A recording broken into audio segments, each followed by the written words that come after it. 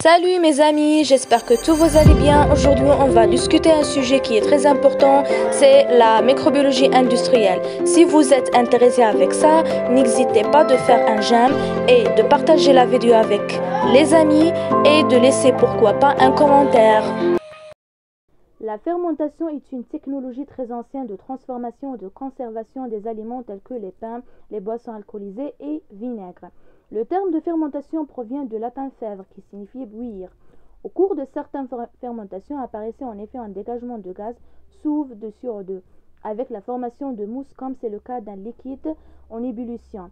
C'est au cours des années 1862 à 1877 que Louis Pasteur s'intéresse aux fermentations. Il étudiait les ferments, la formation de vinaigre et la transformation de l'alcool en acide acétique par Mycoderma aceti.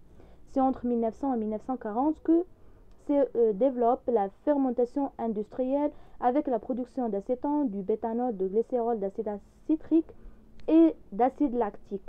La fermentation industrielle concerne ainsi un grand nombre de secteurs, c'est-à-dire on peut les trouver dans l'alimentation, la pharmacie, l'agro-industrie et la cosmétique. Le mot de fermentation présente deux significations différentes pour les biochimistes et les microbiologistes industriels. En biochimie, les fermentations sont des voies cataboliques anaérobies au cours desquelles des composés organiques servent à la voie de donneur et d'accepteur d'électrons, la synthèse d'ATP étant réalisée par la phosphorylation au niveau du substrat.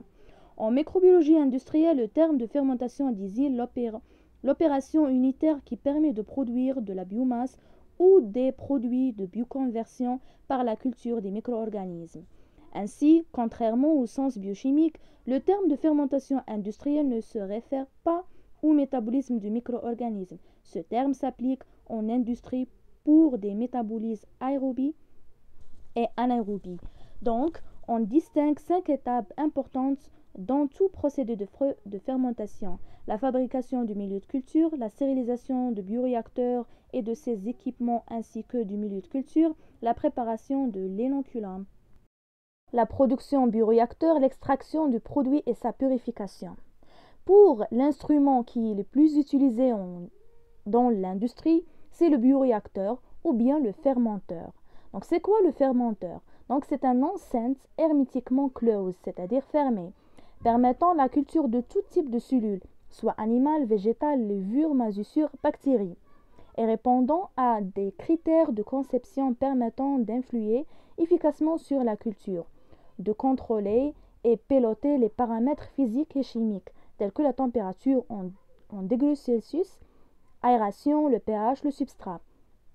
Ils doivent permettre une stérilisation facile et un maintien de l'asepsie pendant toute la durée de la culture et être caractérisés par une résistance ou vibration lors de l'agitation ou suppression et la corrosion. En général, le volume total ne représente que 4 sur 5 du volume total de la cuve.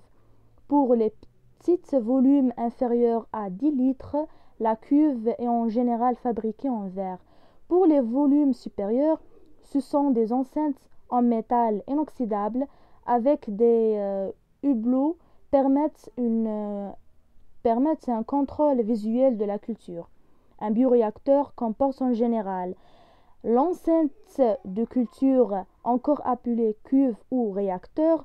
Son volume peut aller de quelques litres fermenteur de laboratoire pour recherche, enseignement, petite culture, jusqu'à plusieurs mètres cubes dans le cas d'unités industrielles pour agiter et aérer le milieu de culture. La cuve est dotée d'un système d'agitation, c'est-à-dire il contient moteur externe, arbre et turbine intérieure à la cuve. Système de régulation. Il est en effet essentiel de maintenir dans le réacteur des conditions de culture optimales spécifiques pour les cellules ou les micro-organismes considérés.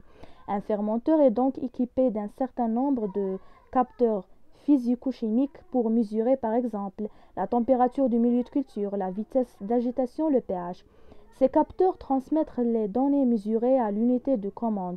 Le plus souvent, celle-ci comporte pour le paramètre étudié une électronique de régulation, c'est-à-dire un système intelligent qui va agir pour maintenir la variable à une valeur prédéfinie ou consigne. Exemple, le régulateur de température est programmé par l'opérateur pour imposer une température de culture de 37 degrés Celsius plus ou moins 0,5 degrés Celsius.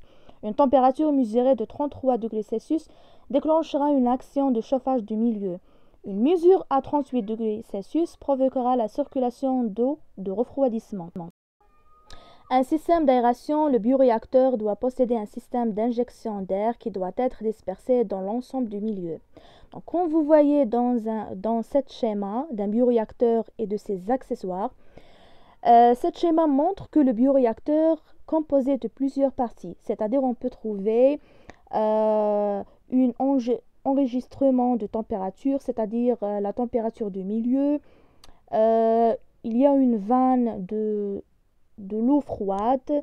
On peut trouver aussi un pH centre pour montrer le pH de milieu. On peut régler le pH de milieu de culture soit par l'ajout d'un acide ou d'une base, c'est-à-dire selon le pH de milieu de culture. Comme on peut trouver dans le bioréacteur un moteur qui aide le bioréacteur dans l'agitation. Donc lors de l'agitation, c'est logique qu'il y a la formation de la mousse. C'est pour éviter la mousse, on peut utiliser des additifs qui aident d'éviter la mousse. Donc le bioréacteur, c'est une enceinte franchement qui est compliquée parce qu'il est composé de plusieurs sorties, d'entrées, c'est-à-dire on peut trouver plusieurs instruments qui est attaché avec le bioréacteur. Donc maintenant, qu'est-ce qu'on va étudier? Donc les fermentations industrielles, c'est-à-dire on peut trouver plusieurs types. Donc 3 procédés de fermentation peuvent être utilisés. Le premier type, c'est la culture en discontinu, c'est-à-dire batch. La cuve est remplie par le milieu de culture stérilisé, puis l'inoculum. Le volume est constant et la fermentation se déroule ensuite sans addition supplémentaire de milieu. Le volume reste constant et la productivité est relativement faible. La biomasse augmente selon la courbe de croissance microbienne et le substrat est consommé et le produit attendu apparaît. Tous les composés se trouvent dans le milieu de culture au départ. On n'intervient plus sur la composition du milieu. Tout le bouillon obtenu est ensuite retiré du fermenteur. En fin de culture, tout est traité et le bioréacteur doit être nettoyé pour une prochaine culture. Pour le deuxième type, ce sera la culture discontinue alimentée. On peut l'appeler feed batch. La fermentation est initiée dans un plus faible volume, pied de cuve. Donc, pour une même taille d'inoculum, la fermentation va démarrer plus vite. La concentration obtenue peut alors être plus élevée qu'en mode batch. Quand la croissance est en phase stationnaire du milieu de culture stérile est ajoutée, le volume dans la cuve augmente alors au cours du temps. Le dB est réglé de façon que la concentration en substrat soit constante dans la cuve. Lorsque la cuve est remplie, l'alimentation est coupée, la conduite est alors en mode discontinu. Ce système est employé dans la production de la pénicilline. En effet, celle-ci est soumise à une répression catabolique lors de la présence d'une forte concentration du substrat carboné tel que le glucose. Technique très utilisée en pratique. Gagne de temps et donc amélioration de la productivité de la cuve. La composition du milieu d'alimentation peut être modifiée au cours de la fermentation. La modification de la composition du milieu de culture permet d'orienter le métabolisme de la souche et après avoir favorisé la croissance, de stimuler la production de métabolites. Possibilité d'augmenter la concentration en substrat à des valeurs qui seraient inhibitrices si on devrait les appliquer en batch en début de croissance. Exemple, l'utilisation du glucose pour la production de pénicilline théoriquement inhibiteur à à de fortes concentrations. Troisième type, ça sera la fermentation continue.